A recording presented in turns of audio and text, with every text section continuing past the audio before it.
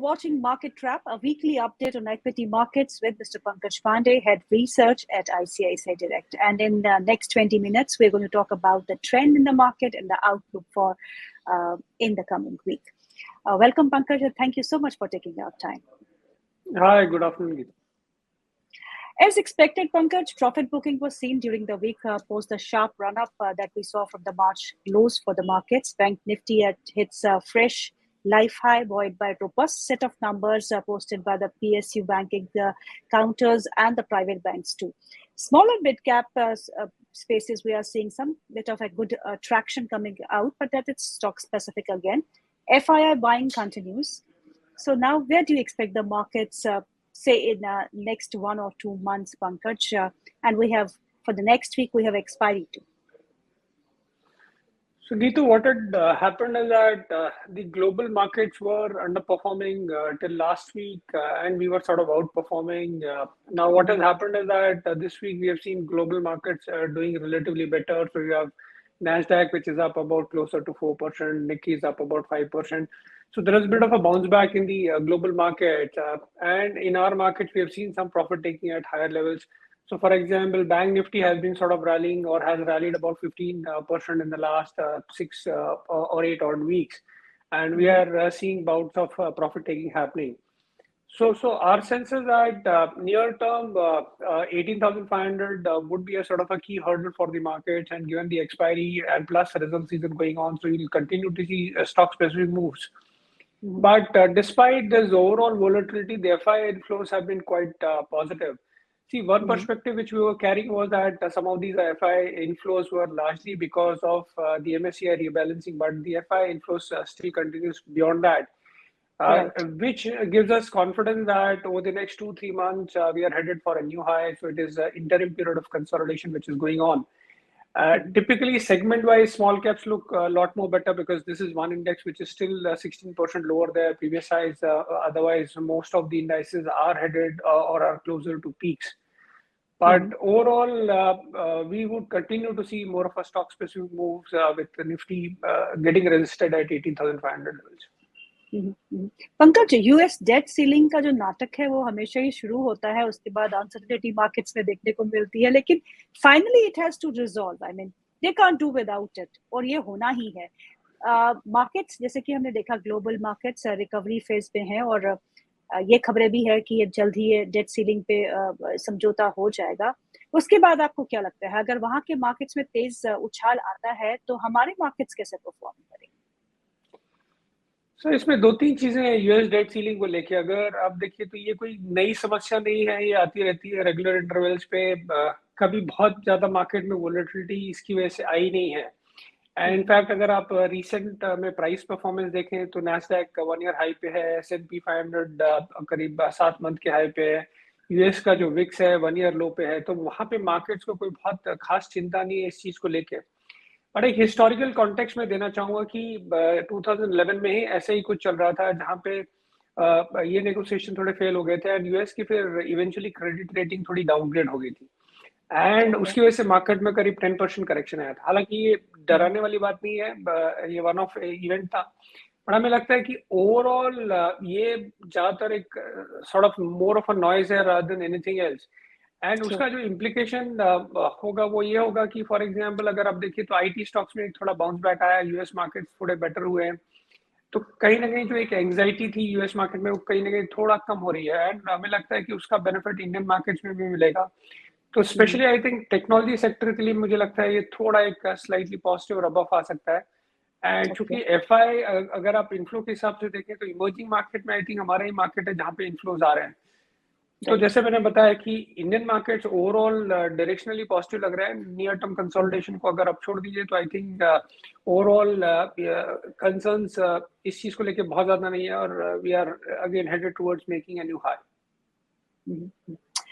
नए financial year को बीते हुए 2 महीने तो हो गए, अप्रैल और मई का महीना भी अब खत्म होने वाला है, और जो गवर्नमेंट स्पेंडिंग एक्टिविटी है वो थोड़ा बहुत तेजी से आगे बढ़ती है, और इसके चलते हुए टेंडरिंग एक्टिविटी और जो कॉन्ट्रैक्ट्स मिलते हैं कंपनीज को, ऑर्डर्स मिलते हैं, उनकी संख्या बढ़ जाती है धीरे धीरे.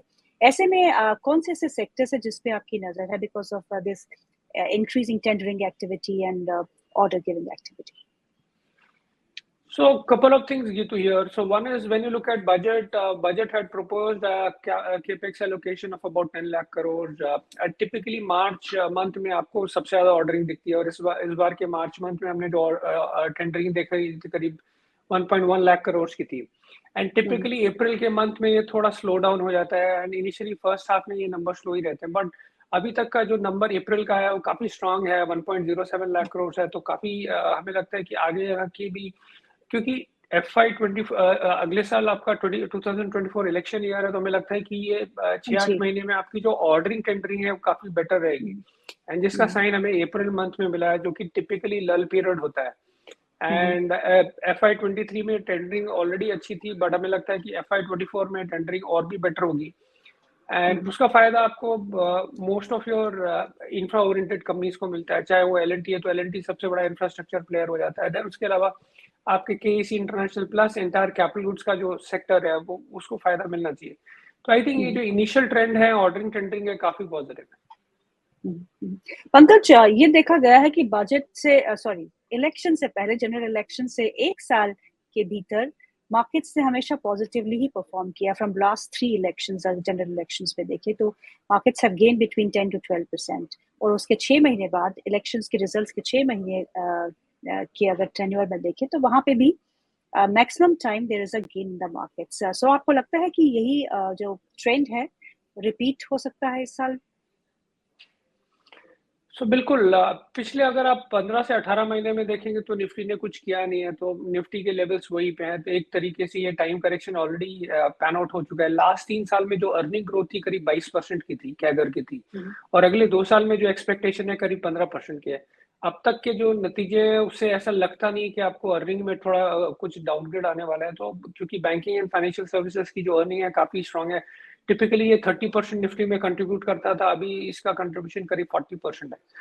तो अगर आप ओवरऑल नंबर्स देखेंगे तो नंबर स्ट्रांग है, और हमें लगता है कि जिस हिसाब से प्राइस परफॉर्मेंस आया नहीं है तो डबल डिजिट रिटर्न बिल्कुल पॉसिबल है मार्केट में. एंड आई थिंक जो चिंताएं थी रॉ मटेरियल को लेके, क्रूड ऑयल प्राइसेस को लेके, आई think all of that is being sort of put behind. ये सब कमोडिटी प्राइसेस कूल ऑफ हो चुके हैं. चाइना में उस तरीके का बाउंस आ नहीं रहा है, तो आपके रॉ मटेरियल प्राइसेस में ज्यादा इंचअप लग नहीं रहा है. So that way I think जो काफी सेक्टर या सेगमेंट से जहाँ पे मार्जिन का इम्पैक्ट था because of commodity prices, I think वो सब वहाँ पे नॉर्मलाइज हो रही. तो बिल्कुल डबल डिजिट रिटर्न्स के बिल्कुल पॉसिबिलिटी लगती है. Let's talk about the PSU banking space. A fantastic set of numbers from frontline PSU banks, BOB, SBI. 50,000 crore profit crossed for FPI. It's a big achievement, Pankaj. How do you see this space? Absolutely. I think SBI का 50,000 crore plus profit आना एक बड़ा achievement है. In fact company का कहना है कि इतना अच्छा प्रॉफिट आया कि उनको आगे जाके फंड रेज करने की जरूरत नहीं पड़ेगी और वो क्रेडिट ग्रोथ कर पाएंगे. टिपिकली बैंकों में ये चिंता होती है कि अगर आपका अच्छा ग्रोथ होता है तो आपका कैपिटल चाहिए होता है, क्योंकि इनके प्रॉफिट्स इतने अच्छे हैं और एसेट क्वालिटी कंसर्न्स नहीं है. तो ये काफी बेहतर नतीजे आए हैं. जैसे SBI के केस में अगर आप देखेंगे तो इसका भी मार्जिन एक्सपेंशन हुआ है करीब 7 Bips quarter on quarter. Same is the case with Bob. So Bob में करीब 16 बिप्स का मार्जिन एक्सपेंशन हुआ है. दोनों का जो ROA है 1% को क्रॉस कर चुका है.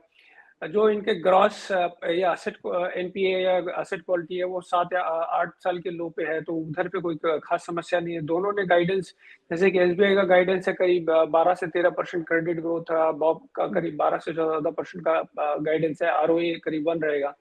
तो हमें लगता है कि ये दोनों कंपनीज या इन जनरल PSUs के एटलीस्ट बिगर कंपनीज, बिगर PSU बैंक्स के जो रिजल्ट्स हैं काफी बेहतर हैं. एंड विच इज हमें लगता है कि ओवरऑल ये स्पेस, हालांकि अभी क्योंकि बैंक्स चले हैं तो प्रॉफिट टेकिंग है तो इसलिए स्टॉक्स ज्यादा परफॉर्म नहीं कर रहे, बट हमें लगता है कि ये ओवरऑल जब ये प्रॉफिट टेकिंग ओवर हो जाएगी तो ये बैंक्स फिर से चलेंगे, जहां पे हमें लगता है कि SBI पे हमारा टारगेट 725 है, बॉब पे करीब 220 का टारगेट है. जी, लेकिन अगर आपको चुनने को कहा जाए प्राइवेट सेक्टर बैंक्स और PSU बैंक्स के बीच में, तो आप क्या प्रेफर करेंगे? सो अगर PSU बैंक्स को अगर आप देखेंगे तो लंबे समय के लिए PSU बैंक में जो एक सबसे बड़ा ट्रिगर आ सकता है वो ये आ सकता है कि अगर आप वहाँ पे टॉप मैनेजमेंट को थोड़ा लंबे समय के लिए विजिबिलिटी देते हैं या काम करने देते हैं, तो उससे ये होगा कि जो हर 2-3 साल में आपके एमडीज बदलते थे और उसकी वजह से जो परफॉर्मेंस की वोलेटिलिटी आती थी, अगर वो स्टेबलाइज हो जाती है तो आई थिंक जी सबसे ज्यादा रिटर्न फिर पीएसयू बैंक्स में बनेगा। अदरवाइज सेफ एंड साउंड जो बेट होगी वो आपके प्राइवेट सेक्टर बैंक्स होंगे, बिकॉज प्राइवेट सेक्टर बैंक्स में ओवरऑल ऑब्वियसली एफिशिएंसी बेटर रहती है, ग्रोथ भी बेटर रहती है, तो उसके हिसाब से फिर प्राइवेट सेक्टर बैंक बनते हैं, बट पीएसयू बैंक्स को इग्नोर नहीं किया जा सकता। जी Pankaj, crude oil prices are falling, PSU downstream companies जो है वहां पे रिफाइनिंग मार्जिन एक्सपेंशन देखने को मिल रहा है। How is it working? So generally अगर आप हिस्टोरिकल ट्रेंड देखेंगे तो जो पीएसयू डाउनस्ट्रीम कंपनीज हैं, चाहे वो आईओसी हो, बीपीसीएल हो, एचपीसीएल हो या एमआरपीएल हो या चेन्नई पेट्रो, इनके जो जीआरएम्स होते हैं सिंगापुर के जीआरएम से नीचे रहते हैं एंड रिलायंस वगैरह के जीआरएम्स हमेशा ऊपर रहते हैं। बट इस बार अभी जो ट्रेंड पिछले 8-10 क्वार्टर से देखा जा रहा है कि इनके जीआरएम्स काफी स्ट्रांग आ रहे हैं। तो जैसे कि अभी आईओसी का जो जीआरएम है करीब 15% आया है, देन आई थिंक एमआरपीएल का 15 है, एचपीसीएल का 14 है एंड चेन्नई पेट्रो का करीब 12% है। तो इसके आई थिंक 2-3 वजह हैं। एक तो ये है कि ओवरऑल जो इनका रशिया से क्रूड ऑयल सोर्सिंग है वो एक सस्ते दाम पे हो रहा है, जहां पे इनको $5 से $8 का बेनिफिट मिल रहा है। एटलीस्ट चेन्नई जी पेट्रोलियम के कॉल में ये क्लियरली निकल के आया है। एंड दूसरा ये कि जो सैंक्शंस लगाए हैं रशिया के पेट्रोलियम प्रोडक्ट्स पे, तो आई थिंक उसका भी एक फायदा कहीं ना कहीं मिल रहा है in terms of better GRMs. And हमें लगता है कि ओके ये कंपनीज में कुछ खास मूवमेंट नहीं आया, बट ये कंपनीज अट्रैक्टिव लगते हैं बिकॉज एक तो इनके मार्केटिंग मार्जिन सुधर गए बिकॉज क्रूड ऑयल प्राइसेस अभी नीचे ही हैं एंड जीआरएम्स का रिलेटिवली बेटर होते जा रहे हैं एंड ये कंपनीज काफी सस्ते मल्टीपल पे हैं। अगर आप जैसे कि डिविडेंड यील्ड के हिसाब से भी देखते हैं तो 7 या 8% का dividend yield Indian oil corporation में बैठता है। सिमिलरली एचपीसीएल में 5-6% का बनता है एंड ये स्पेस ओके काफी टाइम से इग्नोर्ड रहा है। तो हमें लगता है कि वैल्यूएशंस तो थोड़े इनके अट्रैक्टिव हैं, तो थोड़ा एक मूवमेंट बिल्कुल आ सकता है बिकॉज फंडामेंटली चीजें इस सेगमेंट में जरूर सुधर रही हैं। जी अगर हम अर्निंग्स की बात करें यहाँ पे पंकज, तो अब लास्ट लेग ऑफ अर्निंग्स है और कुछ ही नतीजे बाकी बचे हैं, लेकिन फ्लोरोकेम और क्रैम स्पेस में चुनिंदा कंपनियों ने बेहतर नतीजे दिए। क्या आपको लगता है कि आप संतुष्ट है इन नतीजों से? सो आई थिंक ये थोड़ा मिक्स बैग है। तो अगर आप केमिकल में देखेंगे तो हमारा ओवरऑल जो ग्रोथ है करीब 15% का टॉप लाइन ग्रोथ है, करीब 17% का एबिटा ग्रोथ है, बट ये जो ग्रोथ है इवनली स्प्रेड नहीं है। तो उसमें अगर आप फ्लोरीन केमिस्ट्री वाले प्लेयर्स देखते हैं जो कि हमें स्ट्रक्चरली ज्यादा पसंद है, वहाँ पे ग्रोथ काफी सुपरलेटिव है। तो वहाँ पे जो रेवेन्यू ग्रोथ है करीब 45% है। जो क्रैम्स वाले प्लेयर्स हैं उनकी ग्रोथ करीब 22-23% है। बट जो एग्रोकेमिकल है वहां पे ग्रोथ है करीब 1% है। तो वहां पे एक बड़ा डिसअपॉइंटमेंट है। उसके हिसाब से अगर आप देखें तो जैसे आपके एसआरएफ हो गए, नवीन हो गए या गुजरात फ्लोरोकेम हो गए, इन कंपनीज की जो ग्रोथ है 30 से 50% है, उससे ज्यादा रही है एंड इनके मार्जिन प्रोफाइल भी इनफैक्ट मार्जिन भी एक्सपैंड हुए हैं। बट एग्रोकेमिकल में देखेंगे तो ओवरऑल चीजें थोड़ी तकलीफ दे हैं because domestically and globally agrochemical segment में एक तो ये हो रहा है कि चाइना का डंपिंग थोड़ा हो रहा है, तो उसकी वजह से जो चैनल का इन्वेंट्री ऑफ टेक है वो हो नहीं रहा है, प्लस जी प्राइसिंग भी प्रेशर में है। तो ओवरऑल वहां पे ग्रोथ इम्पैक्टेड है। सो कुछ कुछ कंपनीज उसमें तकलीफ में है, बट हमें लगता है कि ओवरऑल केमिकल में सारे विनर्स नहीं है। तो एक कैटेगरी है जो एग्रोकेमिकल में लूजर है, बट बाकी और जो स्पेस हम पसंद करते हैं, चाहे वो क्रैम्स हो, चाहे वो फ्लोरीन केमिस्ट्री वाले प्लेयर्स हो, आई थिंक वो बेटर लगते हैं। और जिसमें हमें लगता है कि एसआरएफ का क्वाइट वेल पेज है, जहाँ पे हमारा टारगेट प्राइस करीब 3,000 है। जी टाटा मोटर्स के नतीजे कैसे लगे आपको? सरप्राइज हुए कि आपको लगा, आपकी एक्सपेक्टेशन थी कि बेटर रिजल्ट्स ही आने वाले हैं इस बार? So Tata Motors numbers were big surprise on all the fronts. So पहला चीज तो ये कि ओवरऑल मार्जिन साइड में देखेंगे 10% सीवी में मार्जिन कभी कंपनी ने नहीं बनाए थे, तो ये हाईएस्ट एवर इनके सीवी मार्जिन है। पीवी में जो इनका मार्जिन है 7% है, जेएलआर में करीब 14% का मार्जिन है।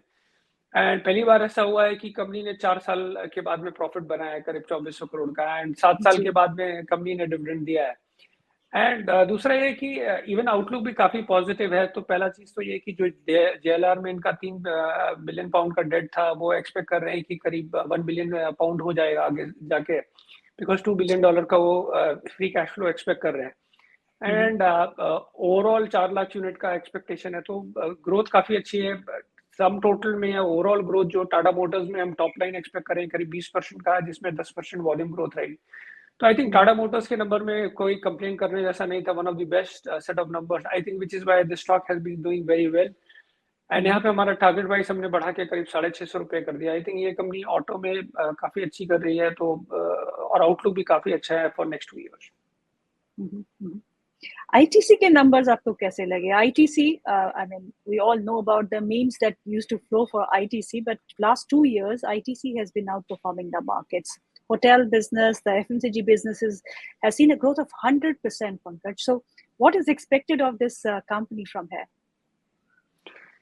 सो आई थिंक आईटीसी को पुराने जो इन्वेस्टमेंट्स उन्होंने किए थे उसका फायदा हो रहा है। तो होटल बिजनेस में उनका कैपिटल एलोकेशन काफी था, तो आई थिंक होटल में अगर आप इन जनरल सभी होटल्स का कमेंट्री देखें, चाहे वो लेमन ट्री हो चाहे वो इंडियन होटल्स हो, तो इनका तो जो ARR है वो प्री कोविड से 25-30% हायर है, एंड आगे जाके भी एक्सपेक्टेशन है कि 10% बढ़ सकता है। And most of the companies asset light model में जा रहे हैं, तो ज्यादा मैनेजमेंट कॉन्ट्रैक्ट साइन कर रहे हैं, तो because of which I think that business is looking very positive. Now जो इनका ट्रेडिशनल बिजनेस है which is cigarette business, so cigarette business में करीब 14% का ग्रोथ है, जहाँ पे करीब 12% वॉल्यूम से ड्रिवन था। तो कंपनी ने कुछ नए प्रोडक्ट्स लॉन्च किए हैं, और जो भी कॉन्ट्राबैंड सिगरेट्स हैं उधर पे कुछ उसका ग्रोथ इम्पैक्ट हुआ है, तो उसका फायदा इनको मिला है। एंड देन स्टेबल टैक्सेशन रहा है, तो आई think all that is helping ITC to deliver double digit volume growth. हालांकि हमें लगता है कि आगे जाके वॉल्यूम ग्रोथ थोड़ी नॉर्मलाइज हो जाएगी, करीब 8% की वॉल्यूम ग्रोथ रहेगी, प्लस आगे उसके 2025 में करीब 5% की ग्रोथ, क्योंकि नॉर्मल ग्रोथ होगी, तो वो एक ग्रोथ नॉर्मलाइज हो जाएगी। आई थिंक एफएमसीजी बिजनेस भी इनका काफी अच्छा कर रहा है। एफएमसीजी बिजनेस में करीब इनका 19% का ग्रोथ था, क्योंकि इनके जो प्रोडक्ट्स हैं, आटा है, बिस्किट है, नूडल्स है, all of them are doing very well. वहां पे वॉल्यूम ग्रोथ भी इनकी काफी स्ट्रांग थी, typically 8% volume growth FMCG companies में इस क्वार्टर में नहीं रही, तो आईटीसी का वो नंबर भी अच्छा है। प्लस जो मार्जिन है वो एफएमसीजी में वो भी 13-13.5% निकल के आया, तो which is also one of the best ever margin we have seen. And our sense is कि हर साल वो करीब 100 बिप्स का मार्जिन एक्सपेंशन करते रहेंगे। कंपनी ओवरऑल स्टिल सस्ता है, हालांकि हम इसके एफएमसीजी बिजनेस को करीब 6 टाइम्स सेल्स देते हैं, एंड जो इनका सिगरेट बिजनेस है 22-23 के मल्टीपल पे देते हैं। बट चूंकि इनके बिजनेसेस अच्छे कर रहे हैं, तो हमें लगता है कि ये स्टॉक और बेहतर करेगा, जहाँ पे हमारा टारगेट प्राइस हमने बढ़ा के करीब 500 रुपए कर दिया। यानी कि जो करंट करेक्शन हम इस स्टॉक में देख रहे हैं पोस्ट Q4 अर्निंग्स, ये खरीदारी का मौका है, राइट? जी बिल्कुल। चलिए अब बात करते हैं हिडन जेम की। So which is the stock that you are going to talk about today, Pankaj? So stock which I am recommending for hidden gem is CRM Silk Mills। यहाँ पे टारगेट प्राइस हमारा 710 का है। ये काफी पुरानी कंपनी है, ये leading fabric plus retail player है, जो कि टीयर 2 और टीयर 3 मार्केट्स में ऑपरेट करता है। इनके ब्रांड CRM है, एक्समबर्ग है, सो ब्रांड्स भी काफी पुराने हैं। अच्छी चीज है कि पिछले 8-10 साल में जो भी कंपनी ने ग्रोथ किया है, उससे उनका बैलेंस शीट स्ट्रेस आउट नहीं हुआ, इनफैक्ट डेट इनका कम हुआ। पहले 2012 में इनका डेट टू इक्विटी 1 रहता था, अभी 0.2 हो गया है। एंड कंपनी कुछ चीजें और कर रही है, जिसकी वजह से हमें लगता है कि इसके जो बैलेंस शीट है वो लाइट ही रहने वाली है। एक तो ये जो इनके जो एक्सक्लूसिव आउटलेट्स थे वो उन्होंने घटा के 89 थे 3-4 साल पहले, जिसको घटा के इन्होंने 4 कर दिया। जो इनके कंपनी के ओन्ड और कंपनी ऑपरेटेड स्टोर थे, वो भी उन्होंने कुछ 30 स्टोर थे, वो भी घटा के इन्होंने 0 कर दिया। तो बैलेंस शीट में ये हैवी नहीं है, एसेट लाइट एक्सपेंशन कर रहे हैं, एंड उसकी वजह से हमें लगता है कि इसका अर्निंग ग्रोथ करीब 13% होगा, बॉटम लाइन ग्रोथ करीब 15% होगा, और आरओसी इसका 22-23% है, तो जो कि काफी अच्छा है। एंड काफी सस्ते पे ये ट्रेड कर रहा है, 8 के मल्टीपल पे। तो हमें लगता है कि ये डोमेस्टिक रिटेल प्ले है, एंड रूरल में ग्रोथ अभी उससे आपसे पैन आउट हुई नहीं है, उसके हिसाब से भी ये कंपनी अच्छा कर रहा है। तो अगर रूरल में ग्रोथ पैन आउट होगी तो ये कंपनी काफी बेटर प्लेस्ड है, एंड सस्ता भी है। तो हमें लगता है कि 10 के अगर मल्टीपल भी इसको मिलता है तो 710 का इसका टारगेट निकल के आता है। तो हिडन जेम जो इस हफ्ते का है वो है Siyaram silk mills for a target of 710 rupees and upside of 23%। Pankaj, more और लेस नतीजे जो है वो खत्म हो चुके हैं, इट्स लास्ट लेग। अगर आपको कहा जाए कि 3 सेक्टर चुने based on Q4 earnings and FY23 earnings, जो आपको लगता है कि FY24 में भी आउट परफॉर्म करेंगे, which are those sectors? So I think एक जो सेक्टर हमें लगता है जो अच्छा करेगा वो आईटी करना चाहिए, बिकॉज ये एक सेक्टर ऐसा है कि जहाँ पे आप मैक्सिमम पेन में है। यूएस में अनसर्टेनिटी है, इस बार नंबर्स भी थोड़े सॉफ्ट रहे हैं, बट ये जो सॉफ्टनेस है अक्रॉस कंपनी नहीं है, तो कुछ कंपनी स्पेसिफिक कंपनीज है जहाँ पे ज़्यादा तकलीफ है, अदरवाइज ऑर्डर फ्लो सबके अच्छे हैं। तो यूएस में आउटलुक जैसे थोड़ा सुधरेगा, तो हमें लगता है कि इसमें रिस्क रिवॉर्ड काफ़ी बेटर निकल के आता है। तो एक आईटी एज अ सेक्टर है जो कि काफ़ी अच्छा लगता है। दूसरा हमें लगता है कि जो इंफ्रास्ट्रक्चर सेक्टर है, अभी इंफ्रास्ट्रक्चर में जैसे मैंने हाईलाइट किया कि ऑर्डरिंग टेंडरिंग काफ़ी बेटर हुआ है, तो एंड इनफैक्ट इलेक्शन ईयर है, तो हो सकता है कि थोड़ा ऑर्डरिंग टेंडरिंग प्रीपोन हो जाए। उसकी वजह से हमें लगता है कि आपका ऑर्डर इनफ्लोस वगैरह काफ़ी अच्छे रहेंगे, तो उसमें आपकी entire infra players like L&T, KEC international, Kalpataru and a number of other companies like from NCC, PNC, so all of them are expected to sort of benefit.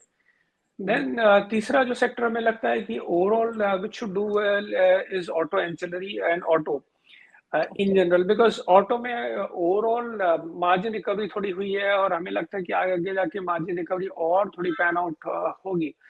And हालांकि अभी भी चिप सप्लाई के थोड़े इश्यूज चल रहे हैं, but things are sort of getting sorted out.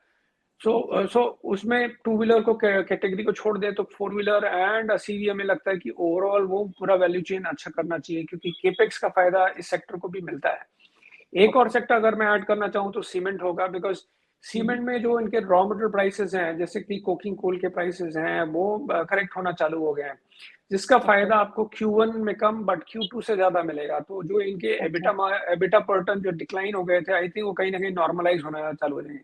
Otherwise capacity utilisation देखें तो most of the cement companies, जैसे इवन रैमको का भी अगर आप कैपेसिटी यूटिलाइजेशन देखें तो 85% आया। जो टॉप कंपनीज हैं एसीसी, अंबुजा इनका और अल्ट्राटेक, इनका कैपेसिटी यूटिलाइजेशन मार्च में 100% था। तो आपका operating leverage plus margin expansion I think बहुत ही लिमिटेड प्राइस परफॉर्मेंस देखा गया, तो हमें लगता है कि वो एक स्पेस है जो कि अच्छा कर सकता है। जी, ये तो रही लॉन्ग टर्म स्टोरी। अब आप शॉर्ट टर्म स्टोरी में हम अगले हफ्ते की बात करते हैं। तो कमिंग वीक में we have an expiry also, monthly expiry. तो how will you strategize your trade? So one is you still have big companies numbers. So for example, you have companies like Sun Pharma, Hindalco, Ashok Leyland, Shree Cement, and ONGC coming with numbers. But again, you will see more of a stock specific moves. Then I think any development on US का debt ceiling can have a positive rub-off as and when the case sort of happens.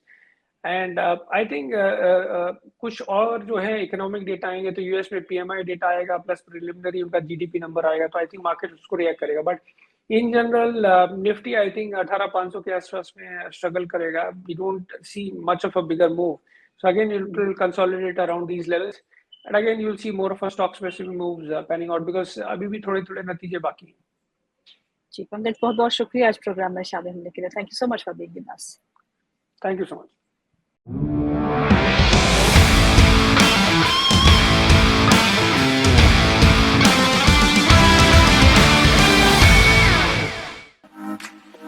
Subscribe to our YouTube channel and click on the bell icon to never miss an update from ICICI Direct.